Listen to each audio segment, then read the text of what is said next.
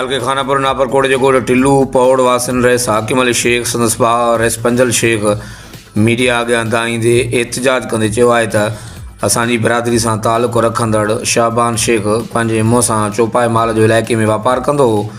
वापार में कर्ज़ाई थियण सबबि ॻोठ मां कुझु ॾींहं अॻु पुरइसरार नमूने लड़पराण करे हले वियो आहे। शाबान शेख सां ॾेती लेती कंदड़ इलाइक़े जा माण्हू बिला वजह असांखे तंग करे रहिया आहिनि। उन्हनि चयो त असांजो शाबान शेख सां इन खयल कर्ज़ सां को बि तालुक़ु न आहे। माण्हू बिला वजह असांखे तंग कनि था। उन्हनि चयो त असां शरीफ़ पोरित माण्हू आहियूं। असांजो शाबान शेख जी ॾेती लेती सां न अॻु तालुक़ु न अॻिते लाइ कंहिं बि अमल सां जा ज़िम्मेवार न आहियूं। इलाइक़े जे चङनि मुड़ुसनि ऐं वस वारनि खे घुरिजे त इन सॼी सूरत हाल जो नोटिस वठी असांखे तहफ़ुज़ ऐं इंसाफ़ ॾियारीनि।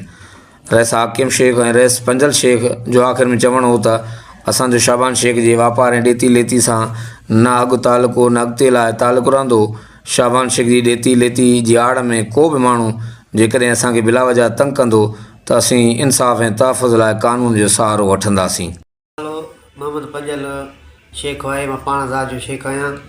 शाबान शेख असांजो ज़ात वारो हो, ॻोठ में माल चौपाई जो वापारु कंदो पोइ 2-3 अरसो थी वियो। वापारु कंदे कंदे अचानक राह जो टपड़ खईं हले वियो। असांजो हुन सां को बि तालुकात न आहे ऐं हुन खां अलावा हाणे उन्हनि जा पैसा जो माण्हू जा काफ़ी खणी वियो आहे त माण्हू असां वटि अची करे अटल हाणी वेही रहिया आहिनि त असांखे तव्हां पैदा करे ॾियो। असां शरीफ़ आहियूं, धंधोड़ी माण्हू आहियूं, पंहिंजी रोड ते सॼो ॾींहुं पंहिंजो धंधो कंदा आहियूं। असांजो भाउ आहे रहिस हाकिम शेख, चङो आहे पंहिंजे ॻोठ में। उनखे चवंदा त पंहिंजो तव्हां असांखे शाबान शेख लही जो। हाणे असां कान हुनखे लहूं, अलाए तूं कान जो काॾे बि हलियो, असां त हाणे हुनखे कान पैदा नथा करे सघूं। माण्हू असांखे खां परेशान करनि था। जेकॾहिं नाजाती असां सां को कंदो त असां कानून जो सहारो वठंदासीं।